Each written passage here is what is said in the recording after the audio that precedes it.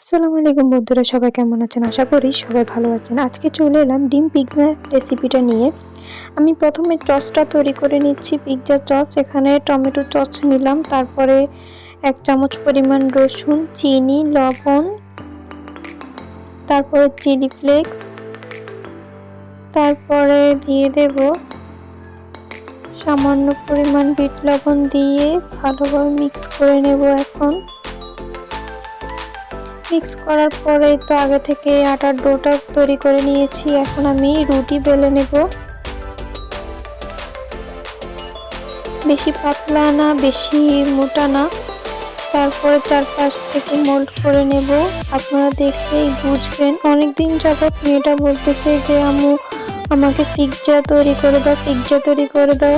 তারপর বাসায় চিকেন ছিল না, তখন দেখি ডিম ছিল, তখন ডিম দিয়ে দেখা যাক আজকে পিৎজাটা তৈরি করে ফেলি আমার মন মতো। এখন সসটা দিয়ে চারপাশ দিয়ে ভালোভাবে মেখে দেব।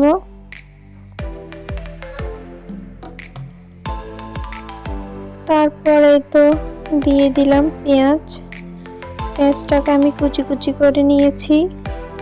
তারপর দিয়ে দিব টমেটোটাকেও আমি কুচি কুচি করে দিয়েছি।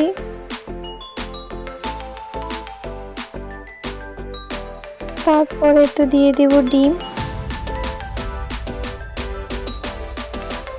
আজকে চিকেন ছাড়াই পিৎজাটা তৈরি করে নিচ্ছি ডিম দিয়ে। তারপর দিয়ে দেব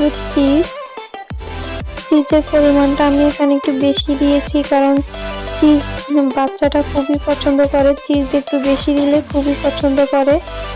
তারপর একটি ফ্রাই প্যানে সামান্য পরিমাণ তেল দিয়ে ভালোভাবে চারপাশ ছড়িয়ে দেব। তারপর এখন পিৎজাটা দিয়ে দেব কড়াইয়ে।